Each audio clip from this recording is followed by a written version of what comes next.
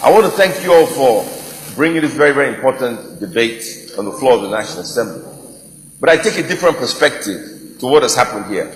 You have to go back in history to understand why there was a civil war in the first place, and 50 years later, why the same people are agitating for independence. In '66, we had the first coup, where it was alleged that the Igbos wiped out northern leaders in the military.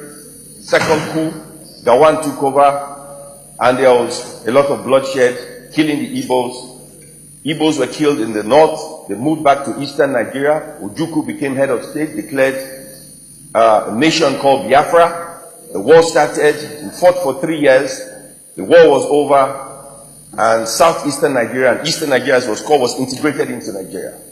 That is the background. Now, when the war was over, I asked the Vice President of Nigeria a fundamental question. There are two questions asked. One, why did you erase the bite of Biafra from the map of Nigeria?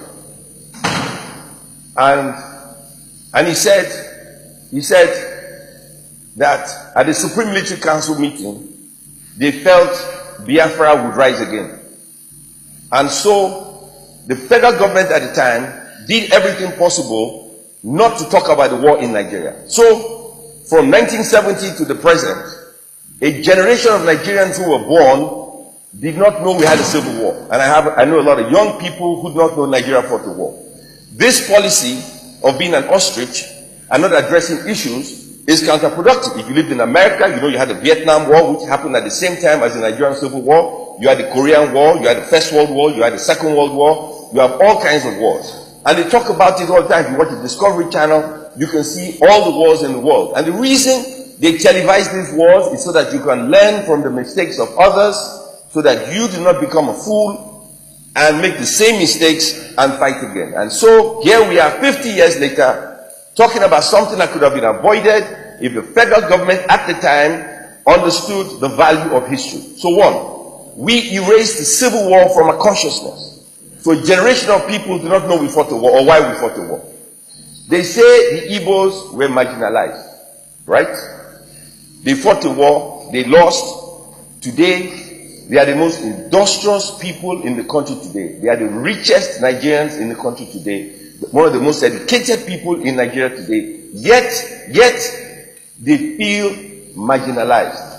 If you compare the Igbo man to the other sections of the society, you would say the Igbos are very privileged because of what they have.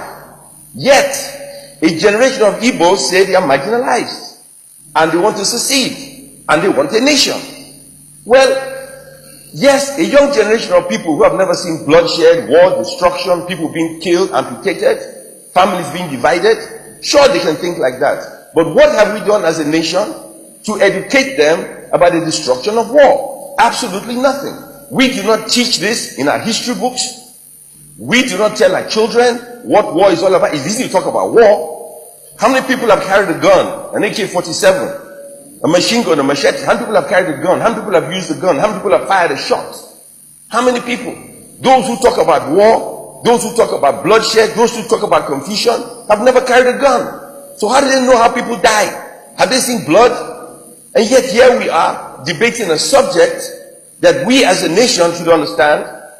The educational system does not teach it, and our people do not understand it, and the federal government of Nigeria do not recognize it. And so my position is different. If the federal government do not recognize a fundamental problem in our educational system, a fundamental problem on how television is viewed across the country, then we have a fundamental problem. And we must address the problem at the source. What is the problem? We are the problem. It could be Biafra today. It could be South-South tomorrow. It could be North-East the other day. It doesn't matter. The problem is we are not addressing the problem that unites or divides us. And this must be addressed. Our educational system is one of the worst I've ever seen in anywhere in the world. It is terrible. Our policy on information makes no sense whatsoever. And here we are talking about an impending crisis. A lot of people forget. I don't know. I'll be quick. How many people remember December 31st, 1983, when there was a military coup. A lot of people forget. I was in the office of Punch newspaper, Oluwabodere. I did not know he was dying of cancer. But there he said to me, Nigeria must change, and he would do whatever it took to bring down the Shagari administration. He did an editorial 3-4 days before the military coup. Front page, back page, inside front page. Within 3 days, the military struck and democracy ended. But the people of this country who do not pay attention to history, who do not read, who do not watch television, and to the government who pretend to be deaf and dumb. Your mic. Pay attention.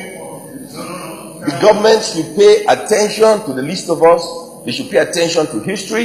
There is a way out, but to pretend, and when you erase Biafra Biafra from the map, nobody has a right to erase a name, Biafra Biafra, from the map. If it's Biafra Biafra, put it back on the map. You have no right to take Biafra Biafra off the map, put it back on the map, and let's fix our problem. Thank you, Mr. President. Thank you. Sir Nala. Thank you very much, Mr. President, and my distinguished